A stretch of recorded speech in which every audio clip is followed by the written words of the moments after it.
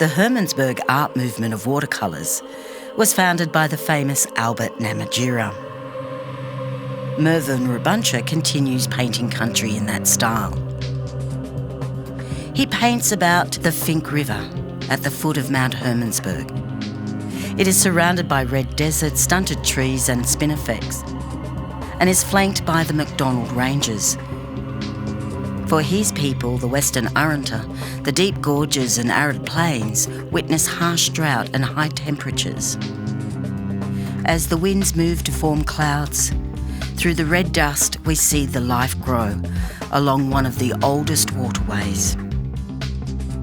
The water is there, you just need to read country. The black cockatoo is a totemic bird for Gidja peoples of the Kimberley West. It's a warning bird. Their song will alert us to impending rain, and so the seasons change with the moon cycles. Painted by Mabel Juli, she only uses ochre and tells the well-known dreaming story of the stars and moon and the paintings of mountains on her father's country. She paints country and explores climate change within her stories.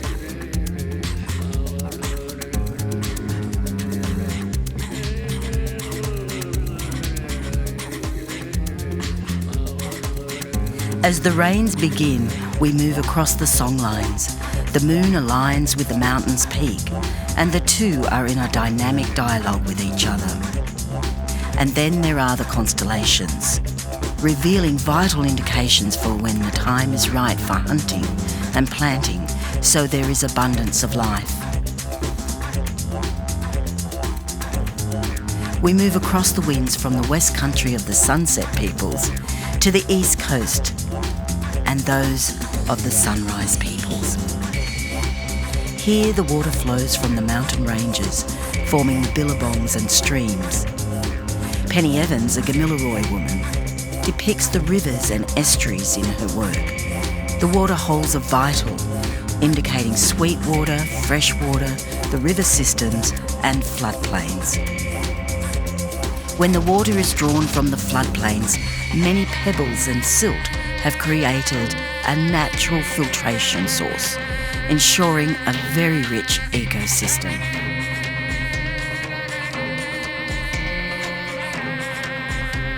The river curls and flows, creating little islands and the banks of the waterways. Along these songlines are carved trees that are the markers and signposts of country, telling us where the water is and the tracks we must take. The diamond etchings are the clan designs of the East. Through thousands of stories told over generations, we learn how to cultivate and process food as we travel to our summer and winter estates. The skin markings begin to transform as we move north with the flight of the heron. These birds seek refuge across the freshwater, wetlands and river systems.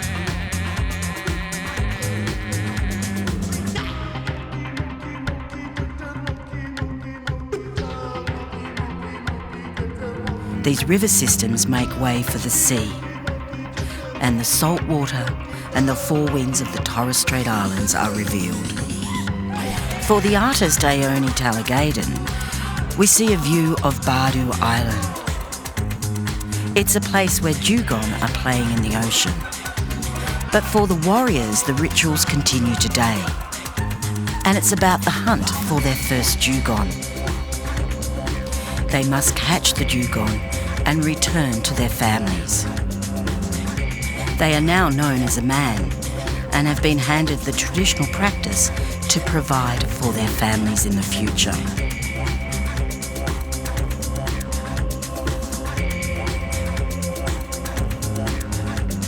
As the birds migrate to the wetlands, the desert winds bring dust and with it rain and an abundance of food. As the bush tomato grows, the white sand of the riverbed fills at the same time. It also is a time that rains replenish the water table.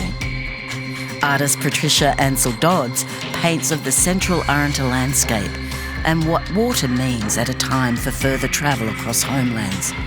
When the rains occur, you can travel because there is abundance, and so the gatherings for women's ceremonies begin, where knowledge is passed and exchanged.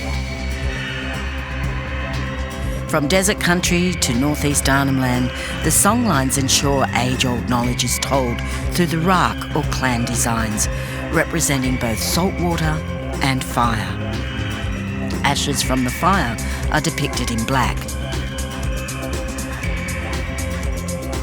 Djambawa Marawili AM paints the water cycles of his people, their ancient homelands, the connection to land and the sea territories, from the surface of the water to the seabed.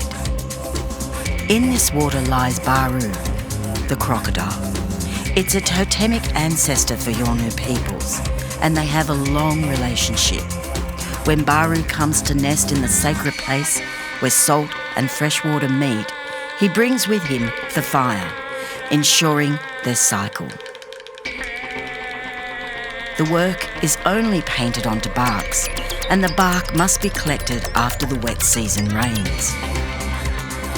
We need the waters to fall from the sky and flow across land and then meet the sea, passing through every landscape, every person, every plant, every creature, and every seasonal cycle. Then we know country is whole and country is powerful. And as we see us in a small canoe, we are made aware of how vulnerable we are and how much we must listen and learn about caring for country.